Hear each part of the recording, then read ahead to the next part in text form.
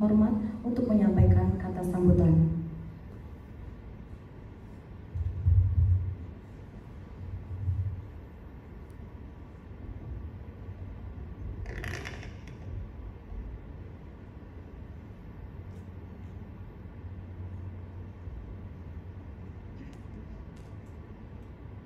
Bismillahirrahmanirrahim. Yang kami hormati Dewan Pimpinan Daerah, advokat yang tergabung dalam organisasi Peradi, yang kami hormati dan yang kami muliakan para rohaniawan, yang kami hormati pula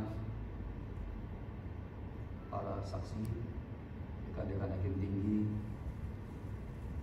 yang kami hormati pula rekan-rekan panitia dalam acara pengambilan sumpah dan pelantikan advokat Peradi, dan tentu yang berbahagia para advokat yang baru saja disumpah. Dan hadirin hadirat yang mohon maaf tidak bisa kami sebutkan satu persatu. Assalamualaikum warahmatullahi wabarakatuh. Selamat pagi dan salam sejahtera untuk kita semua. Bismillahirrahmanirrahim. Alhamdulillahi rabbil alamin. Wa bihi nasta'in. Wassalatu wassalamu ala asrofil anbiya wal mursalin Muhammadin wa ala alihi wa sahbihi ajma'in. Rabbi anzilni munzalan mubarakan wa anta khairul munzilin. Pertama-tama, tentu kita sebagai umat yang beragama, marilah kita senantiasa memanjatkan puji dan rasa syukur kita kehadirat Allah Ilahi Rabbi, Tuhan yang Maha Esa. Oleh karena atas ridho dan perkenannya serta atas nikmat dan karunia-Nya, pagi hari ini kita bisa sama-sama hadir dalam rangka mengikuti pengambilan sumpah advokat Peradi, yang meskipun masih dalam suasana COVID, alhamdulillah insya Allah kita semua masih dalam keadaan sehat walafiat. Mudah-mudahan dengan rasa syukur yang dalam, Tuhan senantiasa melipat gandakan nikmat dan karunia yang telah dianugerahkan kita semua. Amin amin ya rabbal alamin. Pada kesempatan ini kita tadi sudah sama-sama mendengarkan sambutan dari Dewan Pimpinan Pusat yang diwakili oleh Dewan Pimpinan Daerah, sampaikan pesan-pesan, ya, permintaan himbauan, permintaan saya supaya benar-benar dicamkan, dihayati, direnungkan, lebih dari itu harus dilaksanakan dengan penuh rasa tanggung jawab. Jadi sekali lagi tolong semua itu betul-betul dihayati. Kemudian pada kesempatan ini tentu kami juga mengucapkan banyak terima kasih dan penghargaan yang setingginya kepada panitia penyumpahan advokat ini yang telah bekerja dengan keras, tekun, dan cermat sehingga penyumpahan advokat pada hari ini dapat tersalat dengan baik sebagaimana jadwal yang telah direncanakan. Ucapan yang sama kami ucapkan pula kepada para advokat yang telah hadir untuk diambil sumpahnya. Tidak lupa kami juga menyampaikan ucapan terima kasih kepada para rohaniawan dan juga kepada saksi, sehingga dengan kehadiran beliau-beliau ini pengambilan sumpah tidak saja berjalan dengan cermat, tertib, tetapi telah sesuai dengan ketentuan undang-undang, sehingga para advokat yang baru saja diambil sumpahnya telah sah berpraktek sebagai advokat. Juga tidak lupa kami menyampaikan banyak terima kasih kepada pihak hotel Golden Tulip yang telah menyediakan tempat ini sehingga semuanya alhamdulillah bisa berjalan dengan sebagaimana yang kita jadwalkan. Bapak Ibu hadirin yang berbahagia, kami tandaskan kembali beberapa saat yang lalu kita telah sama-sama mengikuti dan menyaksikan pengambilan sumpah para advokat Peradi.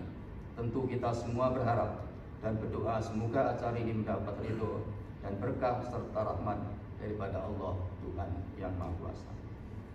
Sejalan dengan lafaz sumpah yang baru saja diucapkan, saya senantiasa berpesan menyampaikan, pertama, mari kita utama para advokat camkan, renungkan, dan hayati makna lafaz sumpah yang telah saudara ucapkan.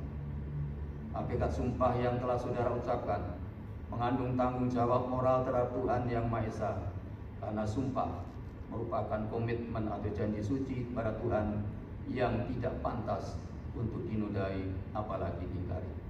Oleh karena itu pula sebagai advokat, lafaz sumpah ini sudah seharusnya menjadi rambu-rambu utama dan pertama sebagai pegangan dalam mengemban amanah sebagai penegak hukum. Di samping harus tetap memegang teguh pula rambu-rambu kode etik advokat. Apabila saudara-saudara pegang teguh rambu-rambu tersebut, insya Allah saudara dapat mengemban amanah ini dengan baik dan selamat dunia dan akhirat.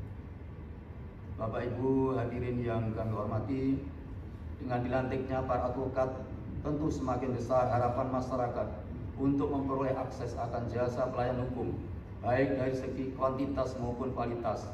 Jangkauan pelayanan jasa para advokat lebih luas lagi sehingga sangat membantu dan memudahkan masyarakat pencari keadilan.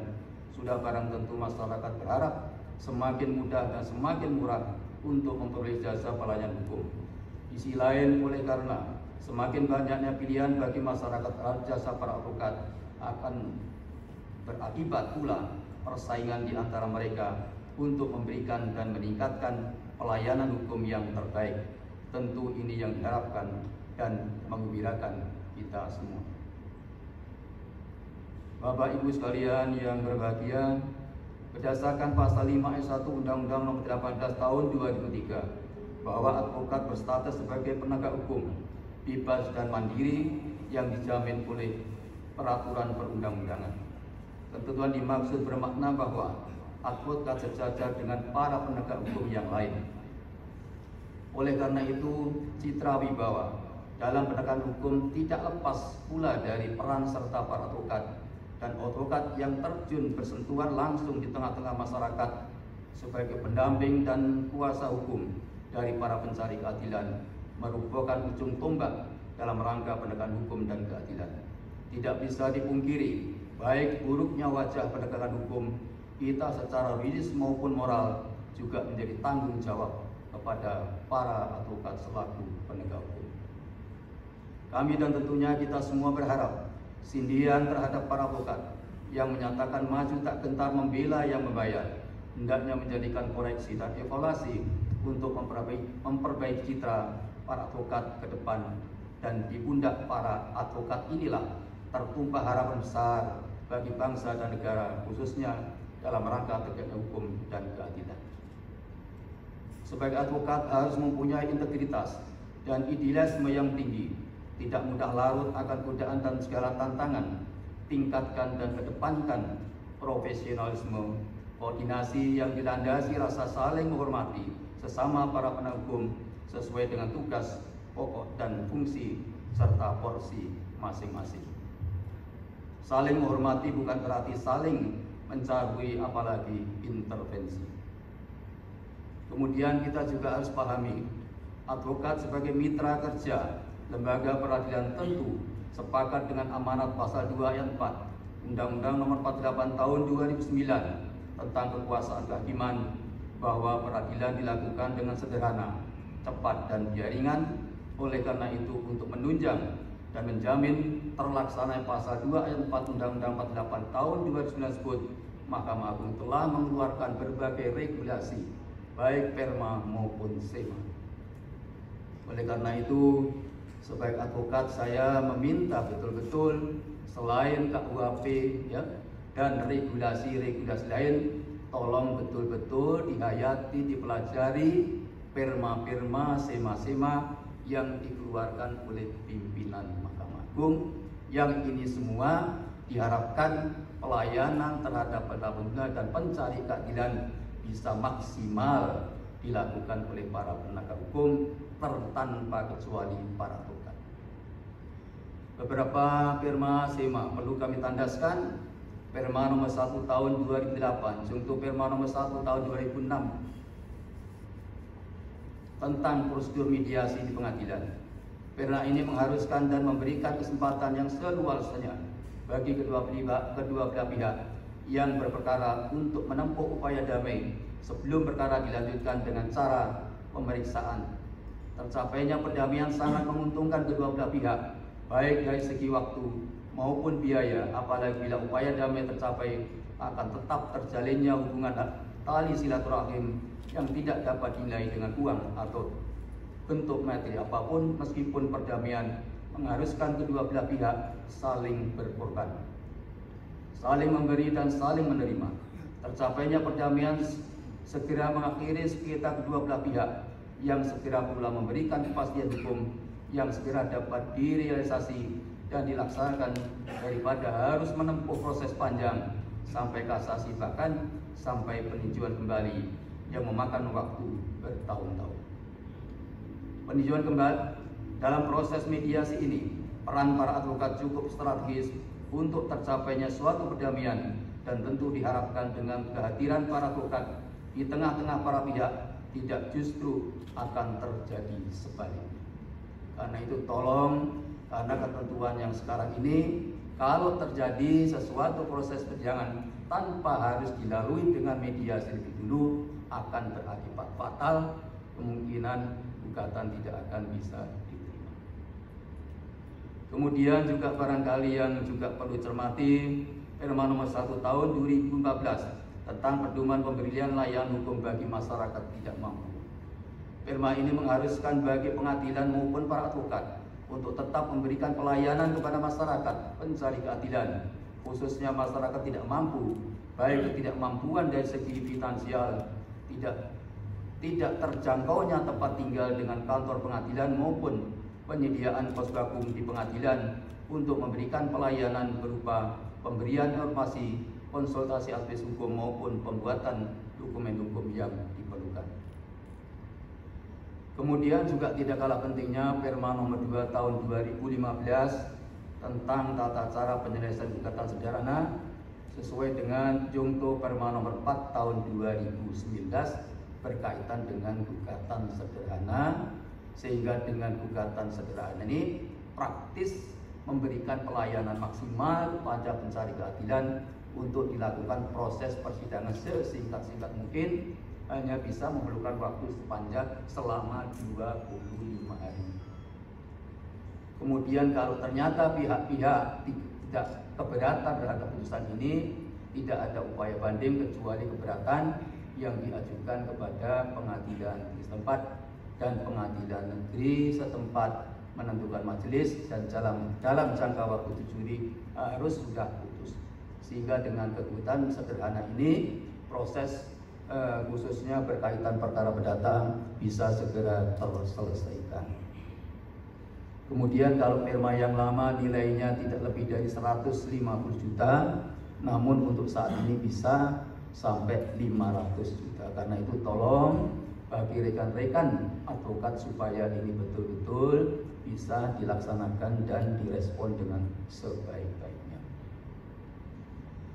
Kemudian juga perlu saya sampaikan juga SEMA nomor 2 tahun 2014 tentang penyelesaian perkara di pengadilan tingkat pertama dan tingkat banding pada 4 lingkungan peradilan. Penyelesaian perkara pada pengadilan tingkat pertama paling lama 15 bulan, sedangkan untuk tingkat banding 3 bulan. Namun perlu diketahui oleh para advokat, Pengadilan Tinggi Pontianak saat ini mengambil langkah yang lebih cepat, lebih progresif untuk memberikan pelayanan maksimal, tidak lebih penyelesaian perkara, tidak lebih dari 1 bulan. Bahkan untuk perkara pidana anak, kami usahakan dan sudah berjalan hanya 7 hari sudah selesai. Kemudian untuk perkara pidana biasa 8 hari, kemudian perkara perdata kita tentukan 7 hari dan ini sudah berjalan. Ini salah satu langkah yang kita memberikan pelayanan prima kepada pengguna dan pencari keadilan. Oleh karena itu tolong para advokat juga betul-betul merespon ini dan justru jangan mengulur-ulur perkara yang ujung-ujung akan merugikan klien-klien saudara. Kemudian juga berkaitan dengan perkara peninjauan kembali. Jangan sampai sebagai advokat tidak melihat status perkara, ya. Sehingga semua perkara diajukan PK. Padahal ketentuan di sini PK ini bisa dilakukan hanya perkara-perkara yang sudah ada inkrah, baik putusan dalam PK maupun tingkat pertama banding. Sepanjang itu dua-duanya sudah inkrah, kemudian ada putusan yang bertentangan, baru ini bisa diajukan untuk melakukan peninjauan kembali. Kemudian yang tidak kalah pentingnya berkaitan dengan Perma nomor 4 tahun 2014 tentang pedoman pelaksanaan diversi. Jadi usahakan para advokat juga aktif penyelesaian perkara pidana melalui diversi, sehingga tidak sampai ke proses persidangan, dengan mendamaikan kedua belah pihak antara korban maupun keluarga korban, sehingga cukup tidak sampai proses di pengadilan. Kemudian yang terakhir barangkali juga yang perlu kami sampaikan, bahwa dengan adanya ketentuan Perma nomor 3 tahun 2018 dan di Junto 1 nomor 1 tahun 2019, bahwa proses perkara perdata sudah melalui administrasi secara elektronik. Silakan ini juga direspon karena pengguna utama adalah para advokat. Ini semua ujung-ujungnya adalah memudahkan daripada para pencari keadilan. Tidak harus datang di pengadilan, cukup dari tempat tinggal bisa mendaftarkan mulai pembayaran sampai proses persidangan. Tolong ini juga direspon. Oleh karena itu, untuk merespons itu semua pengadilan seluruh Indonesia sudah memberikan pelayanan terpadu satu pintu, tidak terkecuali Pengadilan Tinggi Kalimantan Barat dan wilayahnya, yaitu PN se-Kalimantan Barat, juga sudah memberikan pelayanan terpadu satu pintu secara transparan, sehingga tidak ada hal-hal yang harus disembunyikan. Semua terpadu, kemudian cepat, dan bahkan pelayanan berkaitan dengan surat keterangan bisa hari itu juga diselesaikan oleh pengadilan. Oleh karena itu, kalau ada kendala-kendala, hambatan-hambatan di pengadilan-pengadilan negeri seluruh Kalimantan Barat, silakan untuk disampaikan di Pengadilan Tinggi selaku kawal depan Mahkamah Agung. Jadi kita sudah melangkah jauh maju yang pada prinsipnya memberikan pelayanan prima kepada pengguna dan pencari keadilan. Oleh itu, tolong saya tekankan kembali, ini semua tolong direspon oleh rekan-rekan advokat. Sebab tanpa respon dari rekan-rekan advokat, tidak mungkin lembaga peradilan bisa memberikan pelayanan secara prima, cepat, dan transparan. Barangkali itu yang perlu saya sampaikan pada kesempatan ini. Akhirnya kami ucapkan selamat kepada para advokat peradi yang baru saja diambil sumpahnya. Mudah-mudahan bisa memegang amanah ini dengan baik, dengan penuh rasa tanggung jawab, tetap dalam kendali rambu-rambu yang telah ditentukan oleh undang-undang, dan sekali lagi tetap memegang lafal sumpah yang telah diucapkan. Akhirnya saya pada kesempatan ini menyampaikan mohon maaf apabila dalam penyampaian ini ada hal yang berkenan, dan terima kasih atas segala perhatian. Terima kasih. Billahi taufiq wal hidayah. Wassalamualaikum warahmatullahi wabarakatuh.